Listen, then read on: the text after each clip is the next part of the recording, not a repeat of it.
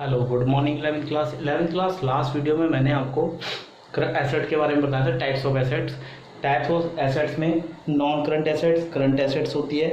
अब types of fixtures asset, non current asset, current asset. Non current asset में भी two types होती है, टेंजिबल और इनटेंजिबल। नॉन करंट एसेट किसे कहते हैं? उस एसेट को जो हमें यूजेबल पर्पज़ के लिए रखते हैं। और करंट एसेट किसे कहते हैं? जो 1 साल के अंदर हमें कैश में कन्वर्ट करना जरूरी होता है। और नॉन करंट एसेट को हम तभी जो बेचेंगे जब मजबूरी हो। नॉन करंट एसेट्स में भी टू टाइप्स ऑफ एसेट्स होती है, टेंजिबल एसेट्स और इनटेंजिबल एसेट्स।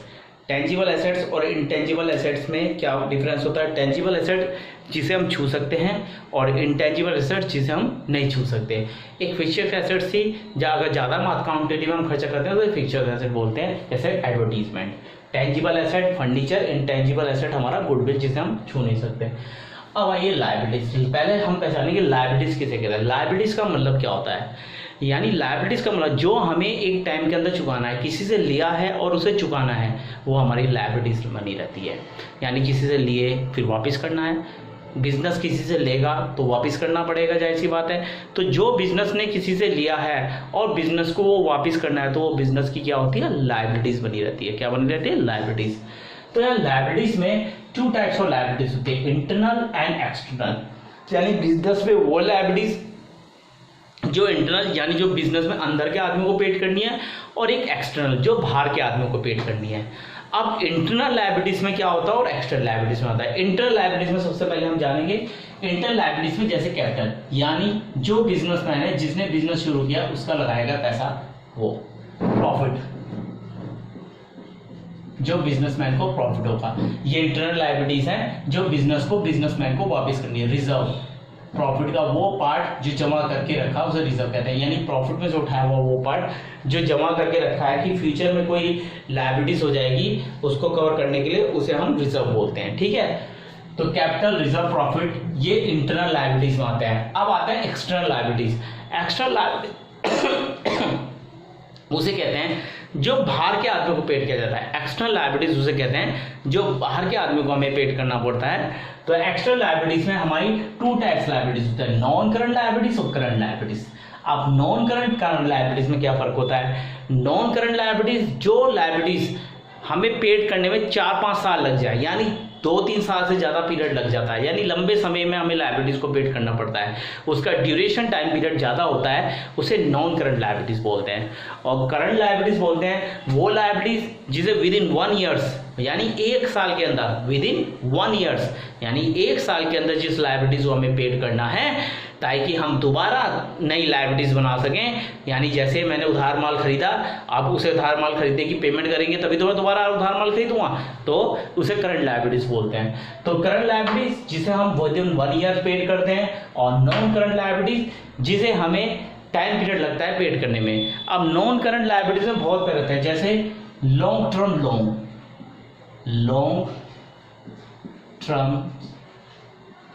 लोन, यानी लंबे समय का लोन। ठीक है, लंबे समय में जो लोन। डिवेंचर्स, यानी जब कोई कंपनी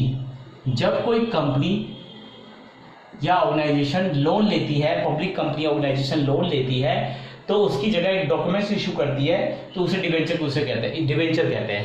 यानी 5 साल के लिए लोन लिया तो एक कागज दे दिया, लो भाई ये 5 साल का सबूत है, तो हमारे से ब्याज लेते रहना, तो उसे डिवेंचर, सीधी सी भाषा में उसे डिवेंचर कहा जाए। यानी लंबे समय के लिए लिया गया लोन नॉन करंट लायबिलिटीज होती है। और करंट लायबिलिटीज शॉर्ट टर्म के लिए पेड करते हैं, जैसे क्रेडिटर किसे कहते हैं? जब हम किसी से उधार माल खरीदते हैं तो क्रेडिटर। सेम बिल पेबल भी वही होता है। ट्रेड पेबल भी इसे कहते हैं, ट्रेड पेबल्स भी वही होता है। यानी लंबे समय के लिए हमने उधार माल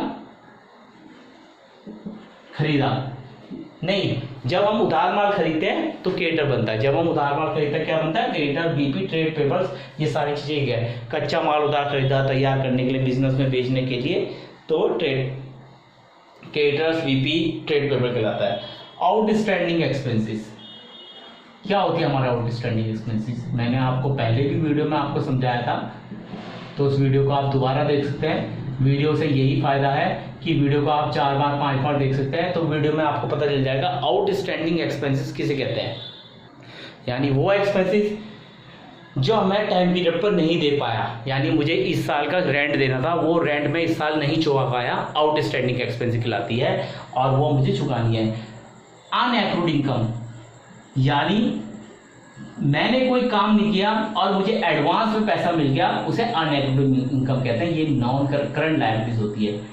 करंट लायबिलिटीज किसे कहते हैं? जो एक साल के अंदर जो चुकानी होती है। तो ये सारी लायबिलिटीज हमारी कौन सी लायबिलिटीज है? करंट लायबिलिटीज होती हैं। अब है शॉर्ट टर्म लोन भी बोल सकते हैं इसमें, जैसे long term loan, short term loan जो एक साल का होता है।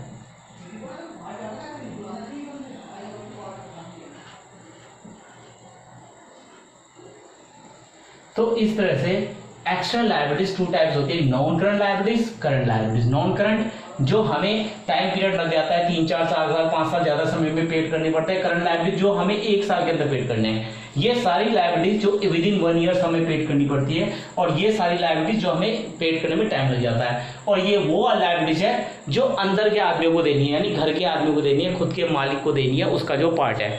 तो ये लायबिलिटीज आपको समझ में आ गई होगी। लायबिलिटीज किसे कहते हैं? Two types liability, internal, external, और एक्सटर्नल भी टू टाइप्स होते हैं, नॉन करंट और करंट लायबिलिटीज। आइए, ये थी लायबिलिटीज। आइए हम एक्सपेंडिचर के बारे में समझते हैं। एक्सपेंडिचर किसे कहते हैं? जब हम बिजनेस चलाने के लिए कोई खर्चा करते हैं तो हमारा एक्सपेंडिचर होता है। बिजनेस चलाने के लिए हम कोई भी खर्चा करते हैं तो हमारा एक्सपेंडिचर होता है। एक्सपेंडिचर 3 तरह का होता है, रिवेन्यू, कैपिटल, डेफर्ड रेवेन्यू। अब रिवेन्यू एक्सपेंडिचर किसे कहते हैं? यानी बिजनेस चलाने के लिए जो ऑपरेटिंग वर्क करने के लिए, बिजनेस की ऑपरेटिंग वर्क, बिजनेस को चलाने के लिए डेली जो खर्चा होता है, बिजनेस को चलाने के लिए जो डेली रूटीन में जो खर्चा होता है, उसे हम रिवेन्यू एक्सपेंडिचर होते हैं। जैसे हमने लेबर की वेजेस पेड कर दी, जैसे हमने सैलरी देनी है, जैसे हमने भाड़ा देना है, रेंट देना है, यानी बिजनेस चलाने के लिए जो हम खर्चा करते रहते हैं हर महीने के दौरान, उसे हम रिवेन्यू एक्सपेंडिचर को बोलते हैं। यानी डेली कर दिया, महीने में एक बार कर दिया, तो वो हमारी रिवेन्यू एक्सपेंडिचर होती है, जिससे हमारा कॉन्टिन्यू बिजनेस चलता रहता है। या रॉ मेटेरियल परचेज कर लिया, परचेज ऑफ कच्चा माल, रॉ मेटेरियल।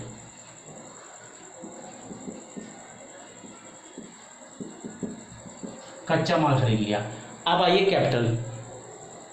अब कैपिटल किसे कहते हैं? कैपिटल एक्सपेंडिचर यहां बोल सकते हैं। कैपिटल एक्सपेंडिचर यानी वो खर्चा, जब हम कोई खर्चा किसी एसेट को खरीदने में करते हैं, किसी एसेट को परचेज करने में जब हम कोई खर्चा करते हैं, तो कैपिटल एक्सपेंडिचर का रूप ले लेती है। तो अगर मैं कोई ऐसा खर्चा कर रहा हूं जो मैं किसी एसेट को, जैसे मैंने फर्नीचर खरीदा, यानी किसी एसेट को खरीदा, तो इस तरह के खर्चे को कैपिटल एक्सपेंडिचर बोलेंगे। हमेशा ध्यान रखना। मैंने एक बिल्डिंग खरीद ली, तो इस तरह के खर्चे को मैं कहूँगा कैपिटल एक्सपेंडिचर। यानी इस खर्चे से हम कोई एसेट को खरीद रहे हैं तो कैपिटल एक्सपेंडिचर। और अगर हम बिजनेस चलाने के ऑपरेटिंग वर्क करने के लिए कोई खर्चा कर रहे हैं तो वो रिवेन्यू एक्सपेंडिचर कहलाती है। क्या कहलाती है? Revenue expenditures. कैपिटल एक्सपेंडिचर किसी एसेट को, लैंड खरीदा, फर्नीचर खरीदा, लैंड खरीद लिया, मशीन खरीद ली, कुछ भी, यानी कोई भी अगर हम एसेट खरीद रहे हैं तो वो कैपिटल एक्सपेंडिचर होगी, जो भी खर्चा होगा। अब आइए डेफर्ड रेवेन्यू एक्सपेंडिचर, यानी ऐसा खर्चा जब हम करते हैं तो हमें लॉन्ग टर्म प्रॉफिट होता है, जैसे एडवर्टीजमेंट, जिसे फिक्स्ड एसेट भी बोला जाता है। इसे हम डेफर्ड रेवेन्यू एक्सपेंडिचर भी बोलते हैं। ये एसेट साइड में आता है, बैलेंस शीट की ध्यान रखना। एडवर्टाइजमेंट हो गया, डिस्काउंट ऑन शेयर हो गया। तो ये ऐसा खर्चा है जो खर्चा लंबे समय बाद प्रॉफिट देगा, यानी टाइम लगेगा इसमें प्रॉफिट देने में, लिए हमारी पब्लिसिटी करेगा और उसके बाद हमें प्रॉफिट मिलना शुरू होगा। तो 3 तरह के खर्चे होते हैं एक्सपेंडिचर जो हम बिजनेस चलाने में खर्चा करते हैं, वो 3 तरह से करते हैं। रिवेन्यू बिजनेस चलाने के लिए, या किसी एसेट को खरीदने के लिए कैपिटल एक्सपेंडिचर, या कोई ऐसा खर्चा जिससे बिजनेस की पब्लिसिटी हो और बिजनेस का प्रॉफिट अर्न हो। तो ये आप नोट डाउन कर लीजिए, इसके नोट्स में सेंड कर दूंगा। और प्लीज़ हर वीडियो को अच्छी तरह देखिए, कोई भी प्रॉब्लम हो तो बताइए मुझे। Bye 11th class.